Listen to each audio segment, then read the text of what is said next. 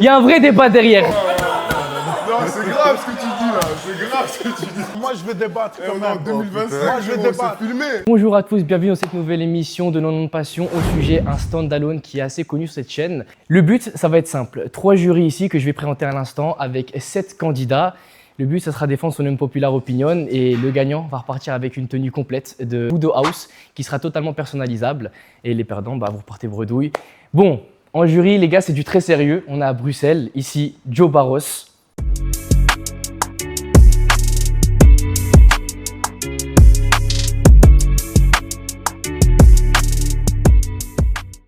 Combattant MMA, 4 victoires, 1 défaite.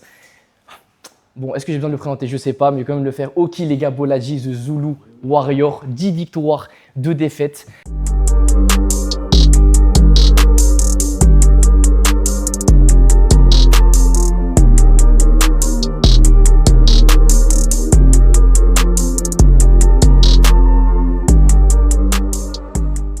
Combattant UFC, du coup les gars, attention. Hein. Et ici, Cédric Lushima, les gars, Dricovelli, combattant KSW.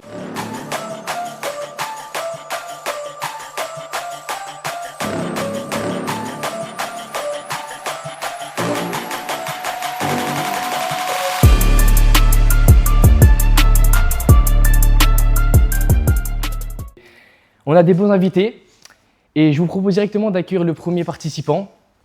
Bon, bonjour à toi frérot, présente-toi et dis-nous un peu d'où vient ta passion pour le MMA.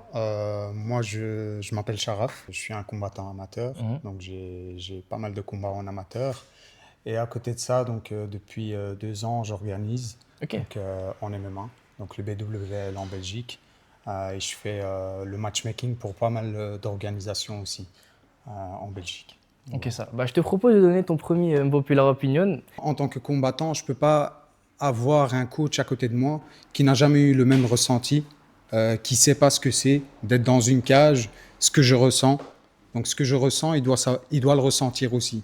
Mais je ne pense pas que ça doit être tout le temps, parce que Greg Jackson, par exemple, le coach à John Jones, il n'a jamais combattu. Pourtant, c'est un des meilleurs coachs de tous les temps. Il a un gros bagage. Il a un gros bagage, mais il n'a jamais combattu quand même. Est-ce que pour être un bon coach, est-ce qu'on doit avoir une carrière de combattant? Moi, je ne pense pas. Moi, je pense que ça aide. Ça peut aider Mais est-ce pour que c'est comprendre. obligatoire? Mais je pense que tu peux être un grand coach sans toi-même être un grand combattant ou avoir une carrière de combattant. Tu as des gens, ils sont juste bons pour être coach. Ouais, mais il faut quand même un certain bagage. Donc quand je dis, peut-être je me suis mal exprimé, c'est de l'expérience aussi. Donc ça peut être, je dis quelque chose, une ceinture noire en jiu-jitsu, ça peut être un classe 1 en kickboxing, mais ça reste de l'expérience. Ça reste quelque chose qui peut t'apporter. Toi, tu penses qu'un coach, obligatoirement, s'il veut coacher des gens et les amener loin, il doit avoir goûté au combat? Oui. C'est chaud. Cavana, le coach à Conor McGregor. Désolé. Il y a beaucoup de coachs qui n'ont jamais combattu, tu vois ce que je veux dire ou pas? Ah, Chara, je te respecte beaucoup. Hein. Je te respecte, je t'adore, je t'aime bien. Franchement, les gars, moi, je suis... Mais pour moi, non. En fait, là, il y a deux. Là, ça... Entre les rounds, j'ai besoin d'un mec en face de moi qui ressent ce que je ressens, qui a déjà ressenti ce que je puisse ressentir, tu comprends? Pas forcément, hein, parce que lui, il va analyser le game et il va se dire, voilà, tu dois faire ci, tu dois faire ça. C'est pas parce que lui n'a jamais été là-dedans qu'il ne peut pas te bien conseiller ou bien te coacher. Mais je suis d'accord que ça peut aider, hein, mais je ne pense pas qu'il Il doit. doit absolument être sur le terrain. Ça l'envoie en repêchage directement. Ça l'envoie en repêchage. La seule personne qui peut le sauver, c'est monsieur ici. C'est pas obligatoire, mais je te comprends. Bon les gars, premier passage directement, c'est fait baiser. On le remercie quand même. Parce qu'en soi, c'est le genre de question qui peut susciter, pour moi, un oui et un non. On va pouvoir accueillir le deuxième candidat. Je te laisse venir ici. Bon, bonjour frérot, présente-toi. Et est-ce que tu es fan de MMA ou tu pratiques? Moi, c'est Vi. Je suis fan de MMA, ouais. J'aime bien la baston, ouais. J'aime bien la bagarre. Ok. J'aime bien la bagarre. Sinon, je suis artiste, je fais de la musique. Ok. Donc voilà, j'étais sur Bruxelles, là je suis sur Charleroi. Ok. Et voilà, on est venu soutenir un peu, Bon, participer. mon gars, t'as vu le premier, c'était un peu chaud pour lui. Maintenant, je te laisse. C'était Faut laisser tendu, dur, faut laisser dur. ouais, Maintenant, dis ouais. la vérité. C'est quoi ton unpopular opinion? Moi, je comptais partir sur grappling versus debout. Pour moi, j'estime que un combattant qui a du grappling a beaucoup plus de chances de win son combat qu'un combattant qui n'a pas de grappling du tout ou qui a beaucoup moins travaillé son grappling. Ouais, non, qu'est-ce que vous en pensez? Là, il est fort, là, les gars, c'est chaud. Il nous a mis une colle, hein. Il a raison. C'est chaud, les gars. Franchement, le grappling, ça aide beaucoup dans la MMA. Moi, je pense que le grappling, c'est très important. En fait, Ça devient beaucoup plus c'est dur, en fait, 50-50 pour moi parce que quand tu vas démarrer, il commence debout. Et il faut l'emmener au sol. Mais si tu sais que tu n'as pas de grappling, mentalement, tu sais que tu dois savoir. Oui, mais si tu fais défense de lutte, tu travailles juste tes défenses de lutte, tu ne connais pas de grappling, tu colles un bon uppercut au bon moment, c'est toi et ta chance. Donc c'est 50-50, tu vois. Un peu plus, je dirais, allez. Mais c'est quoi qui te fait dire ça? 60-40. Parce que le grappling, pour moi, c'est une compétence à acquérir. Tandis que le debout, chaque être humain, il a déjà une force en soi. Il a déjà une force minime. Certes, il y a encore la technique. Il faut savoir placer le jab, il faut savoir placer le crochet, le déplacement. Mais ce qui est surtout important dans tout ça, ça va aussi être la puissance de frappe. Le fait de toucher l'ennemi. Tu vois comment? Donc ça, tout le monde peut le faire plus ou moins. Tout le monde. Ouais, Moi, je ne suis pas très d'accord. Le pied-point, ça se travaille aussi énormément, tu vois. En fait, tu peux pas arriver, je pense, hein, les gars, c'est comme toi, Oki, t'arrives, bon combat UFC, 6 septembre, t'arrives et t'as pas de striking, t'as que de la force debout. T'es cuit, frère. C'est cuit. T'as cuit. Et moi, je connais qu'une personne qui a réussi à faire ça, c'est Khabib, pour l'instant. Qui arrive à rire dans une cage sans. Ouais. Entre le grappling et la lutte, c'est lequel le plus avantageux pour toi? Je dirais la lutte. Je dirais la lutte. Ouais, mais faut Je dirais savoir. Quoique. En attends, MMA, les gars, on parle en quoique, MMA. On parle en MMA, c'est pas de la lutte pure. La lutte, tu me dis si je me trompe, la lutte permettrait de défendre et d'amener au sol. Le grappling permettrait de sceller la chose. C'est bien Parce que ça. si t'arrives au sol, t'as que de la Donc- lutte, tu peux te faire soumettre, t'as pas de grappe. Donc Tu vois sans lutte, grappling, ouais, non, la lutte est importante. C'est La lutte est c'est plus- complémentaire. Jiu-jitsu, lutte au-dessus grappling, de la- lutte. Grappling, si tu as du grappling et tu n'as pas de lutte, et tu es face à un boxeur, tu dois l'emmener au sol pour arriver à ton grappling. Mais tu n'as pas de lutte. Complémentaire Si t'es- en soi. Mais si tu es face à quelqu'un qui fait du grappling, totalement, toi qui n'as pas de grappling, Parce que maintenant, de l'autre côté, si maintenant le grappleur, il ne sait pas boxer, il sait que grappler. Donc lui, toutes ses chances, c'est l'emmener au sol. Mais il n'arrive pas. Parce que l'autre défense de takedown. Tu vois, il va prendre les coups. Donc qui va gagner? Tu vois? C'est pour ça que je dis c'est 50-50. Tu vois? Donc, les votes. Cédric. Moi, je suis d'accord avec lui. Oki. Donc la question, c'est qu'un grappleur a plus de chances. Pour moi, c'est 50-50. Pour moi, c'est 50-50. Ça dépend vraiment de celui qui va faire le même game plan. Moi, je dirais pas carrément qu'il a plus de chance, mais c'est très important le grappling, donc je te fais passer aussi. Bon, le deuxième candidat est passé, les gars, ça fait le premier qualifié. Et je pense qu'on va directement accueillir, les gars, le troisième. si. Bon, les gars, on est prêts à annoncer le troisième candidat. Par pitié, commencez à dire des trucs un peu sérieux, s'il vous plaît. Là. Vas-y, je le fais accueillir. N'aie pas peur, tranquille. Tu t'appelles comment? Et dis-nous ta passion pour le MMA, comment ça se passe un peu. Bah, moi, c'est Messina. J'ai découvert le MMA avec mon oncle. Ok. C'est un combattant, un ancien combattant. Il aime bien. Ok. Enfin, il faisait du karaté. Là, il n'est pas rentré dans la cage. Ok, et ça fait combien de temps que tu suis un peu le MMA? Oh, je ne saurais même pas te dire. Ça se compte en mois ou en année? En année. Ok, en année ça va, minimum quand même. Bon, Tu dis-nous vois. ton unpopular opinion, s'il te plaît. Bah, moi, mon opinion, c'est qu'arriver à un certain niveau, les combats, ils sont plus vrais, tu vois, c'est pipé. Répète. Moi, pour moi, arriver à un certain niveau, quand tu entres dans le Hall of Fame et tout ça, où ça commence à toucher des millions, les combats, ils sont plus réglo, tu vois. Genre, Topo Oliveira, c'était pas réglo. pour moi, c'était pas réglo. Mais tu dis quoi par réglo exactement? Ouais. Ah, mais c'est Attends. c'est une dinguerie.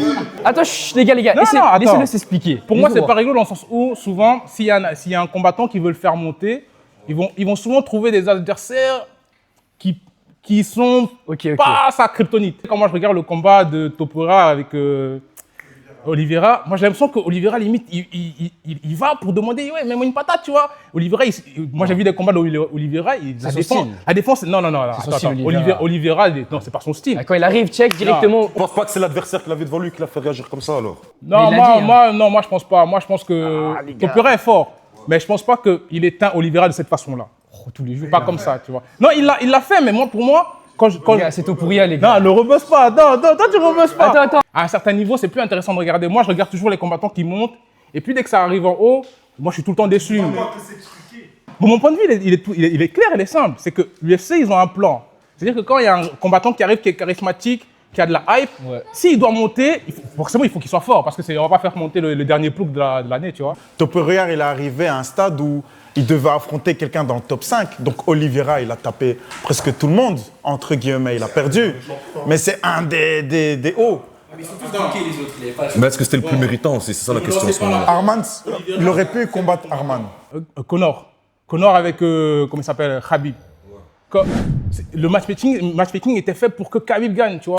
Non, sortez-le, non. Non, ça tu peux pas dire. Ça tu peux pas dire. Non. Ok, c'est pas grave, c'est pas grave. Pourquoi t'aurais pu dire Chenon Malais? Avec Petroyan, il est passé numéro 13 à premier. Mais en fait, moi, il y a des meilleurs exemples, mais vous savez que j'ai raison. À un certain niveau, c'est plus question de savoir. Il avait un bon argument. À un certain niveau, c'est l'entertainment, tu vois. Mais par exemple, la star comme Conor McGregor, il ne peut pas se permettre d'affronter quelqu'un qui n'est pas connu. Donc il est obligé d'affronter des grosses têtes. Tu vois? Soit tu partais bien, mais t'as dérivé, je pense, sur le mot truc. Merci frérot, merci beaucoup. Mais il est pas éliminé. Tu vas en repêchage, frérot. Ouais. En tout cas, pense à toi, poteau, pour mettre des patates.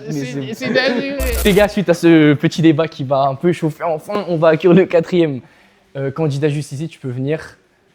Bon, tu peux te présenter et dis-nous, est-ce que tu es passionné des MMA? Moi, je sais la réponse, mais bon. Alors moi, en vrai de vrai, je suis moins un passionné des MMA qu'un acteur des MMA. Donc je suis pas réellement passionné dans le sens où je vibre pas toutes les nuits avec les UFC, etc. Parce que je suis coach à la Suif Academy Bruxelles. Je suis ceinture nord de jiu-jitsu brésilien ici au Da Vinci. Donc ils ont intérêt à pas trop buzzer parce qu'on va se recroiser. Et voilà. Et en fait, le sujet, moi, que je voulais amener, c'est un sujet qui est lié à ce que je suis au niveau du coaching. Moi, je voulais parler du MMA amateur. Je voulais parler de la sur-hype du MMA amateur et de la contre-productivité en fait que ça amène chez les combattants amateurs dans leur début de carrière. Je pars du principe que si tu es très très bon et si tu mérites ta hype, va la chercher en pro. Un coup de pouce en amateur au début, why not? Mais que les orgas montent des gars amateurs et au final que ces gars-là prennent plus de place que les pros, ça je suis vraiment contre. Donc voilà. Ma première question par rapport à ça, tu pourrais pas aussi dire que ça les prépare à toute la lumière et tout ce qui entoure le circuit professionnel déjà être adapté à ça? Bien sûr, maintenant quand je dis la hype, c'est pas uniquement l'encadrement, c'est-à-dire qu'une organisation qui met en place une infrastructure pour les combattants avec même quelques jours avant pour les fight quick, les conférences de presse, les trucs, c'est génial.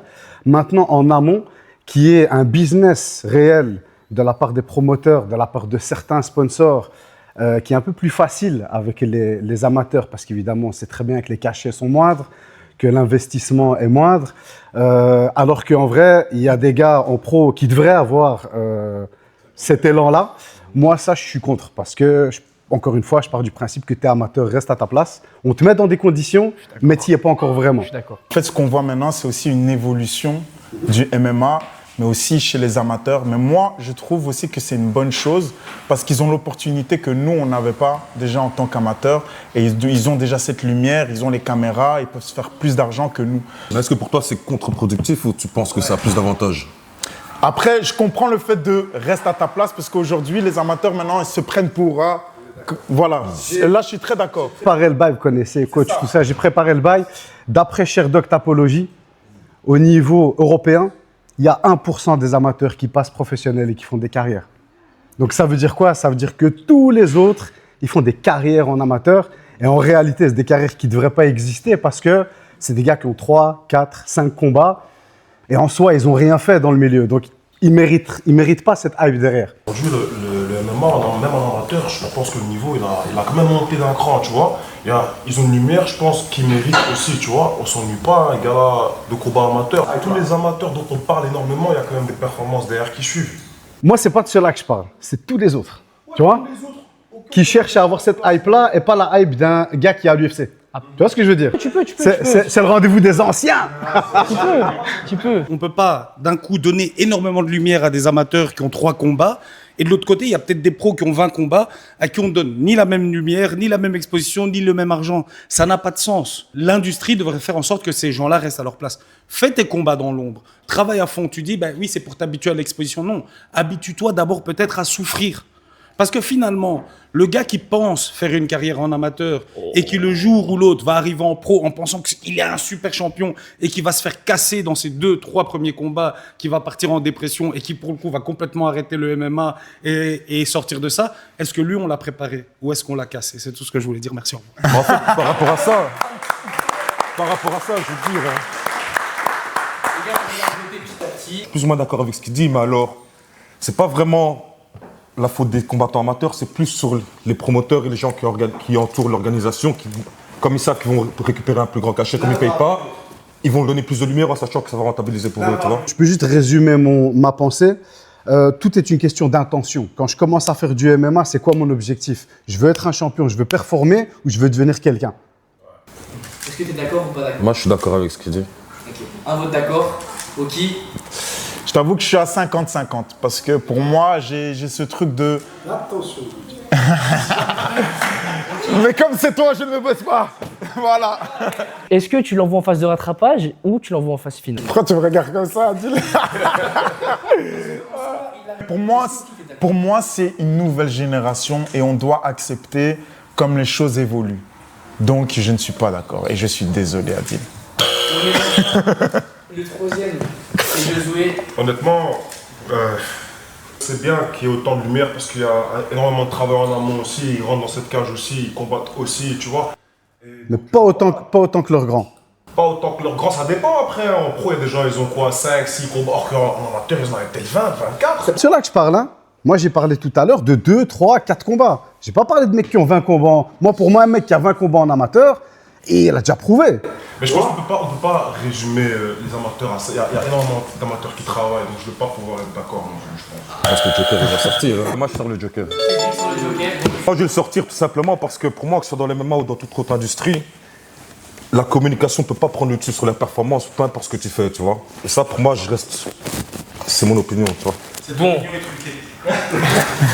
Bon, bah voilà. Que les gars, le Joker a été sorti. Même si ça, je pense que là, ça va pas faire plus long ce qu'on vient de faire. T'es directement envoyé en phase finale. Voilà. On peut l'applaudir, les gars. T'es chaud. Bon, les gars, comme vous avez pu le voir, Cédric a utilisé son Joker qu'il ne pourra plus utiliser. Oki en a encore, Josué en a encore. Et on va directement passer, pardon, 5e candidat. Tu peux venir, frérot. Bon, bonjour. Comment tu t'appelles? Ilyes. Ok. Est-ce que t'es fan de MMA? Je suis fan, on va dire que je suis plus passionné. Voilà, c'est une petite passion comme ça. Je fais un petit peu de d'entraînement comme ça. Ouais, à Bruxelles, du côté de Chox. Ok. Très bon club d'ailleurs, je tiens à préciser. Bon, dis-nous un peu ton unpopular opinion. Alors, on peut être pas d'accord avec moi. Il peut avoir un petit peu de controverse. Commence pas comme ça, faut pas commencer. Les femmes, elles devraient être dans une carte différente de celle des hommes. Il y a un vrai débat derrière. Attendez. Elle a déjà baisé. Non, c'est grave ce que tu dis là. C'est grave ce que tu dis. Attends, moi je veux débattre quand même. En 2025, moi je veux débattre. filmé. Je veux débattre. Donc soit je buzz, soit je te sauve. Il a dit un ok? truc dangereux, gros. Moi j'aimerais savoir pourquoi. Donc voilà, moi je répète pour ceux qui n'avaient pas compris, pour moi, les femmes, elles devraient avoir une carte différente de celle des hommes. Pourquoi? Parce que pour moi, elles méritent d'être sur la lumière des projecteurs et de ne pas profiter de la lumière que les hommes leur apportent via tel ou tel main event. Parce que vous pouvez citer ce que vous voulez, mais en termes de chiffres, il y a des femmes qui ont rempli des stades énormes à Melbourne. Je cite notamment le combat de Ronda Rousey contre Holly Holm, qui a rempli un stade à Melbourne de 56 000 spectateurs. C'est des pay-per-view, ça fait vendre. Et faut pas vraiment partir du principe que lorsqu'il y a une femme qui combat, peu importe à quel point elle soit forte, peu importe que le combat il soit incroyable ou pas, juste parce qu'il y a eu un chaos spectaculaire ou que le combat d'après c'est le main event entre hommes, on doit le passer à la trappe. Est-ce que tu penses que si on fait une carte féminine, donc où il n'y a que des femmes, est-ce que ça fonctionnerait plus que s'ils étaient dans une carte mixte? Échec et mat, ok, je pense exactement ça. Si tu dis ça, pour moi c'est terminé. Même moi, pareil. Hein. Je vais citer les exemples dans les autres sports. Les JO, les femmes, elles ont leur propre carte, ça se passe à merveille. Il y a toujours des femmes qui sont mises en avant comparé à l'UFC. Ouais, là on parle du MMA. Mais ça reste le sport. Est-ce que tu penses que... Attends, moi j'ai une question pour toi. Est-ce que tu penses par exemple le fait de créer une carte que de femmes, ça va pas justement diminuer la hype. Par exemple, si maintenant tu mets une femme qui a pas beaucoup de hype, je peux prendre l'exemple de Tracy Cortez qui a une bonne hype, mais c'est pas non plus voilà. Si tu la mets sur la carte de Oliveira Topuria, est-ce que ça va pas justement plus la mettre en lumière vis-à-vis des réseaux sociaux de l'UFC, des TikTok, de tout le nombre de millions de vues qu'il y a. Tandis que si tu fais sur une carte que de femmes, qui va regarder? Je pense qu'en termes de pay-per-view, ça marche pas comme ça. Parce que tout simplement, un combat, par exemple, entre Topuria et Charles Oliveira, ça va prendre toute la lumière. Et elles n'auront pas assez le temps de briller. Mais je vais te poser une question. Imaginons maintenant, tu as Valentina Shevchenko qui combat en co-main event juste avant Merab, avec là maintenant. Tu penses que la plupart des gens, ils vont pas regarder le combat de Valentina, ils vont passer en attendant le combat de Merab, ou ils vont quand même regarder. Et donc, c'est plus de lumière encore dessus. Sûr que si, mais est-ce qu'elles doivent seulement en co-main event? Il peut y avoir une carte avec d'autres combats. Il n'y a pas qu'un combat qui va suivre dans une seule carte. Il y a plein de combattantes très très professionnelles, très très talentueuses. Je vais poser la question. Si maintenant il y a une carte que de femmes, ou alors il y a une carte mixte avec des femmes et des hommes, vous regardez quoi? Est-ce que tu vas regarder la carte des femmes? Est-ce que tu te lèves à 6h du matin pour... Non, personnellement, tu vois. Moi, je regarde tous les combats, hommes-femmes. Tu regardes tous les combats, mais s'il y a une carte que de femmes, Ouais. est-ce que tu la regardes? Vous n'allez pas me dire qu'un combat comme Chris... Là, c'est autre chose. Je vais peut-être regarder le main event si c'est un gros combat et encore. Et toi, Joe? Bah honnêtement, moi je regarde. S'il y a que des bangers, pourquoi pas? Est-ce qu'il y a que des bangers chez les hommes aussi? Pas forcément. Pas forcément, voilà, c'est ça. Pourtant, on regarde. Pourtant, on regarde. Une carte mixte fonctionne mieux pour aussi les femmes que si c'était une carte seulement que de femmes. Je pense que si c'était une carte que de femmes, je pense que beaucoup d'hommes vont zapper. Et c'est vrai. Là, Oki, tu as la chance peut-être de le sauver. Est-ce que tu veux utiliser ton joker ou tu vas l'envoyer direct? Je suis désolé. Les gars, on peut l'applaudir. Merci. Il n'y a pas de souci. Moi, je vous serre la main. C'était un bon geste pour les femmes quand même. Bien sûr. Ouais, c'était honnêtement. Bien sûr. Mais pour moi, j'ai compris son football. J'ai compris son football. Non, j'ai compris ton football. Non. Quand ça va mettre sur Instagram, les femmes. Non. Ok. Mes DM, ils sont fermés. Il n'y a pas de ça. On va pouvoir passer au 6e et avant-dernier candidat. Je te laisse approcher. Bonjour. Bonjour, comment tu t'appelles? Doré. Est-ce que tu fais du MMA, t'es fan, tu pratiques? Fan non, j'ai pratiqué, sinon j'entraîne un petit peu. Ça va, tu peux nous dire une populaire opinion face à ces 3 jeux? Alors, moi, mon opinion impopulaire est qu'il n'y a pas besoin de courir pour travailler le cardio. C'est-à-dire que beaucoup d'entraîneurs sont encore il faut aller courir, faire son footing, machin, bazar. J'y crois pas. Et comment tu travailles le cardio alors? Très bonne question. Tu mets un cardio-fréquenceur, tu vois la zone cible à travailler. Tu peux travailler ça aussi bien en sac, aussi bien en faisant des déplacements, aussi bien en luttant. C'est déjà un sport qui use beaucoup. D'accord? On va souvent se faire mal aux épaules, les poignets, les genoux, etc. etc. Je pense qu'il n'y a pas besoin de rajouter un stress supplémentaire sur les genoux en allant courir en plus de tout ce qu'on fait. On pourrait rationaliser ce qu'on fait en disant par exemple, je vais travailler mes déplacements, mon déplacement dans la cage, je mets un cardio-fréquenceur, je dois être à 80% de ma VO2 max. Voilà, c'est contrôlé avec mon cardio-fréquenceur, je reste dans cette zone cible. Et c'est comme ça que je bosse. Tu as été aussi combattant. Oui. Est-ce que tu as couru? Alors, au tout début, oui, parce que justement, je n'étais pas au courant de ça. Le truc, c'est qu'après, j'ai fait des études d'éducation physique. Donc, la partie scientifique rentre en compte pour moi. C'est de dire, OK, comment est-ce que je peux rationaliser, je peux maximiser mes efforts, plutôt que de courir et faire mes déplacements. Mais en fait, quand je combat, je ne me déplace pas comme ça. Enfin, rarement, de temps en temps, je le fais quand j'ai peur, mais j'évite de le montrer. Donc, je vais plutôt avoir tendance à me déplacer comme ceci.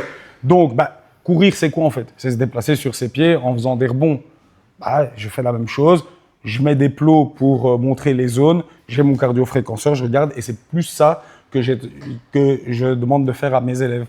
On est d'accord qu'il y a 50 ans, ils couraient seulement pour travailler le cardio. Peut-être qu'on leur apprenait aussi à endurer. Exemple, j'ai Tyson qui disait « Si mon adversaire se lève à 5 h du matin pour courir, moi, je vais me lever à 4 h du matin. » C'est mental. Voilà. Il bossait son mental. Ça veut dire que lui, dans sa tête, c'était « Si je peux endurer plus que l'autre, je peux aller plus loin. » Maintenant, quand tu combats, est-ce que réellement tu cours? Tu ne cours jamais. Tu fais que faire des rebonds. Alors, c'est vrai que beaucoup d'entraîneurs ne sont pas formés à ça. C'est-à-dire que tu vas dire à n'importe quel entraîneur « Ok, maintenant, il ne doit plus courir, fais-lui faire son cardio en faisant des déplacements. » On sait tous, et c'est pour ça qu'on court en fait, on sait tous que ça va être très difficile à contrôler. C'est pour ça que je parle du cardio-fréquenceur. Parce que tu as ta zone cible, le gars il voit que ça baisse, il dit hey, plus vite, réveille-toi. Les gars. Il a intervenu tout à l'heure, j'interviens. Voilà. C'est le retour des anciens. Les gars, pour résumer ce qu'il dit, avant, on faisait de la muscu, dur, la de musculation. Vous vous souvenez ou pas? Avant, c'est ça qu'on faisait. Aujourd'hui, on ne fait plus ça. On travaille une autre manière de muscler le corps et de préparer le sport au combat. Et donc, par rapport à ce qu'il disait, la course, avant, on faisait ça. Aujourd'hui, il y a une autre manière de faire ça. C'est l'évolution. Il y a une autre façon. Mais moi, personnellement, je suis un grand coureur parce que à chaque fois que je me prépare pour des combats, après, j'ai toujours couru. J'aime bien courir, j'ai toujours couru. Ça me donne aussi cette confiance et je sais pas, pour moi, ça apporte aussi un petit truc. Donc, j'ai toujours couru. Est-ce que tu es d'accord, oui ou non, avec ce qu'il a dit? Moi, je suis d'accord avec monsieur. Tu as bien raison. Ok. Cédric. Moi, je suis d'accord. Hein, parce qu'en plus, moi, quand je me suis blessé, quand j'ai repris les combats, au début, je ne pouvais pas courir, donc je faisais que du vélo. Et je voyais l'évolution de mon cardio. Donc, je suis d'accord que ce n'est pas l'outil principal, on va dire, pour travailler ça. Donc, tu votes pour? Pour. Lui aussi, j'ai à cause de la pression sociale. Ouais, ou alors je veux être différent et je veux buzzer parce que moi, je suis un coureur et que j'ai envie de faire chier, mais je sais que tu passes. Hein.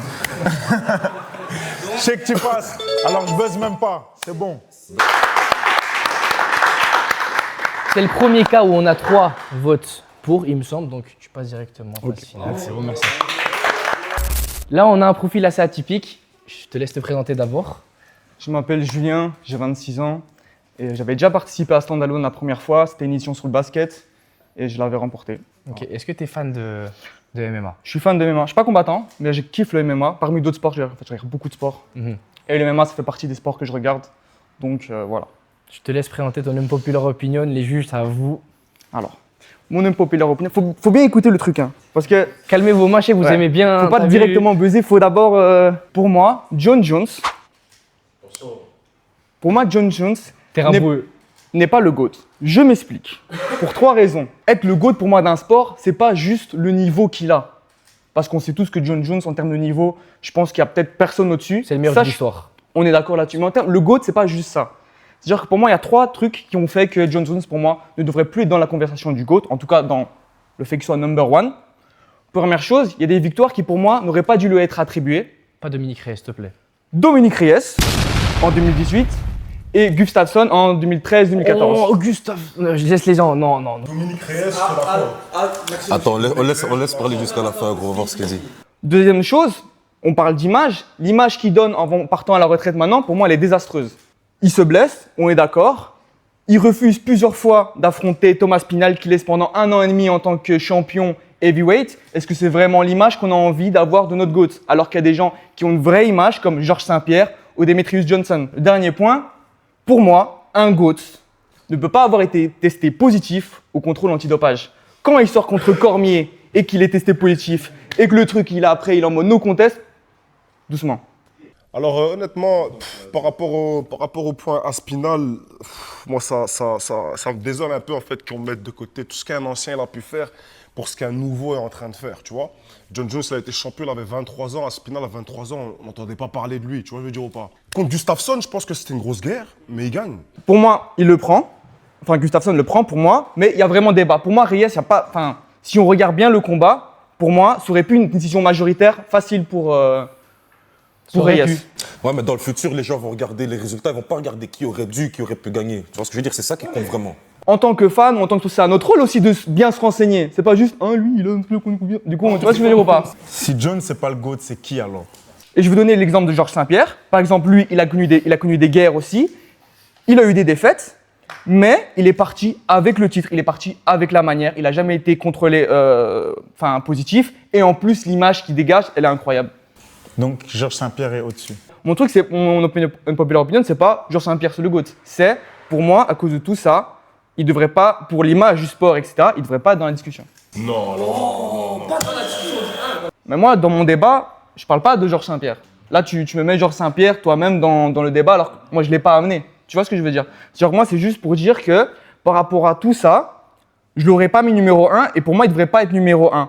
Tu as des bons arguments, même avec Thomas Pinal, tout le tralala, et on en parlait en plus justement avant, que voilà, pour moi, tu veux combattre, tu veux pas combattre, tu tiens la catégorie, mais pour moi, il reste quand même le GOAT. On va prendre n'importe quelle industrie, tu vois. Je te prends Elvis Presley, par exemple, c'est le plus connu. Le gars, il est connu comme le père du rock aujourd'hui, on est d'accord? il faisait des trucs bizarres sur le côté aussi. Ça change rien au fait qu'il est connu pour sa performance dans la musique. Tu vois ce que je veux dire? Par exemple, je vous donne un exemple par le rock, c'est complètement différent parce que, rien à voir, hein. Mais parce que, par exemple, la drogue, c'est complètement ancré dans la culture du rock. Donc, ce qui est à côté, l'image rock'n'roll, elle a rien à voir parce que là, justement, les sportifs, ils doivent donner une bonne image. Mais alors, c'est vrai qu'il a sali beaucoup, il a beaucoup sali aussi le game. Je vois ce que tu veux dire. Excuse-moi, avec un Mike Tyson, tu retiens quoi de lui? Mais dans la même idée, pour ça, j'aurais mis Ali devant. Ali, il finit avec la Parkinson, hein, frérot. Ali, il finit avec la Parkinson, frérot. Non, je suis d'accord. Mais les gars, Tu vois, il a peut-être été testé avec des picogrammes, tout ça, mais ça change rien au fait que le gars, pendant, je pense, 14 ans, il a dominé tout le monde, tu vois. Et le fait qu'il aurait affronté Aspinal, pour moi, il n'est pas obligé de l'affronter pour établir sa legacy. Donc pour moi, je suis désolé. Ok, attends. Oki, t'as toujours ton joker. J'ai toujours le joker, c'est vrai. Je pourrais éventuellement le sauver. C'est vrai, il s'est bien défendu. Moi, je pense que Jones est le GOAT. Mais je vais quand même te sauver avec un joker. Merci. Merci, Menir. Merci. Bien joué. Je sauve. T'es bon. Ça a fini la première manche, on va passer aux phases de repaissage il me semble. On va vous expliquer ça en quelques instants et ensuite on enchaînera avec la phase finale. C'est parti. J'ai ici un calculateur de décibels qui va calculer qui frappe le plus fort entre ceux qui n'ont pas été pris pour la phase finale. Les gars, moi j'ai 67. Les gars, on y est, on est en phase finale, il y a 5 candidats qui se sont qualifiés et je précise que les juges ne vont pas pouvoir débattre quand tu vas parler, tu vas juste devoir donner ton opinion. Les suivants, ils vont passer et à la fin, on désignera le gagnant. Il n'y aura pas d'argument, c'est droit au but, le plus clair possible et soit convaincant. C'est parti. Ok. Voilà, je reviens des enfers justement pour aborder un sujet simple, un sujet un petit peu d'actualité, on va dire. J'aimerais revenir sur un avis que Ilyes il a donné tantôt par rapport aux cartes féminines qui mériteraient d'être séparées des cartes masculines. Pour moi, Islam Makhachev est déjà au-dessus que Khabib Nurmagomedov dans sa legacy, dans ce qu'il a montré dans la catégorie light heavyweight. Lightweight, pardon. Je veux dire qu'il n'y a même pas spécialement besoin de beaucoup bosser sa lutte contre un lutteur. Il faut plutôt travailler sa boxe anglaise, mais la version cubaine, avec beaucoup de déplacements latéraux. Et ça suffit normalement à éteindre la lutte de 90% des lutteurs. Voilà. Vous pensez que ça ne vendrait pas plus qu'un homme? Pourquoi? Parce que tout est une question d'habitude. Si on sépare les cartes féminines de masculines, au début, il y aura peut-être une perte financière. Peut-être. D'office. Ouais, un peu de perte, mais avec le temps, ça ne pourra qu'augmenter. Islam Makhachev, c'est tout simplement Khabib 2.0 avec un striking très fort, avec des KO percutants, ce que n'a pas Khabib. Et il a affronté, certes, Khabib a affronté des grands noms vers la fin de sa carrière UFC, mais si on regarde la globalité, Islam a affronté des plus grands noms, en plus Dan Hooker, 2 fois Volkanovski, Poirier, Oliveira. Je trouve qu'on a beaucoup trop mis de la lumière sur Topuria. Parce qu'actuellement, il a battu un Charles qui n'est pas du tout à son plein potentiel. S'il sortait une masterclass de la même manière que ce qu'il sortait avec Chandler, je pense qu'il n'y aurait même pas débat sur le fait que Charles remporterait le combat. Mais est-ce qu'avec DC, on refait le monde? Le fait qu'une carte que de femmes soit faite va mettre plus en lumière qu'une femme qui va combattre sur une carte, comme par exemple sur un Topuria Oliveira. Ouais, totalement. Moi, je pars du principe que si on veut performer en MMA, au début, il faut beaucoup miser sur son sol au début, de manière à ce que ça soit déjà un acquis pour ensuite affûter ses armes et pouvoir performer à haut niveau. Parce que beaucoup misent sur la boxe, mais malheureusement, ont peur de se retrouver au sol parfois, surtout au début. Alors que si on travaille son sol, au début, on va peut-être être un peu maladroit debout, mais une fois qu'on va être au sol, il y aura du scramble, on pourra travailler pour se relever, et au fur et à mesure, on va pouvoir aiguiser ses armes dans la boxe et dans le pied-point, parce que c'est quelque chose qui s'affine dans le détail sur le temps, alors que le sol, une fois que les formes de corps sont acquises, elles vous suivront toute votre carrière. Ça se voit que t'es coach. Voilà. Là maintenant, j'ai envie de dire plein de choses, mais on peut pas, surtout que c'est vous qui allez débattre maintenant. Tout le monde est passé, et maintenant c'est à vous de désigner qui est le vainqueur de ce stand-alone version MMA. En fait, ils sont arrivés avec des trucs d'anciens. Tu vois. Les deux anciens sont arrivés avec des trucs trop faciles. Des trucs d'endurance et tout, tu vois ce que je veux dire? Ils ont pris des risques, l'autre. Ouais, c'est ça. En fait, c'est trop safe si on fait gagner lui, tu vois. Mais bon, ça vous avez raison, vous avez raison. C'est vrai. Les gars, va leur faire un choix. Je peux enfin dire qu'on y est, on a un gagnant. Les jurys ont débattu, c'était long de malade, mais Il y a un gagnant. Je vais proposer d'abord d'accueillir les 5 finalistes ici. Je rappelle que le gagnant partira avec une tenue MMA personnalisée de Budo House. Le gagnant de cette émission du Stand-Alone version MMA est Adil.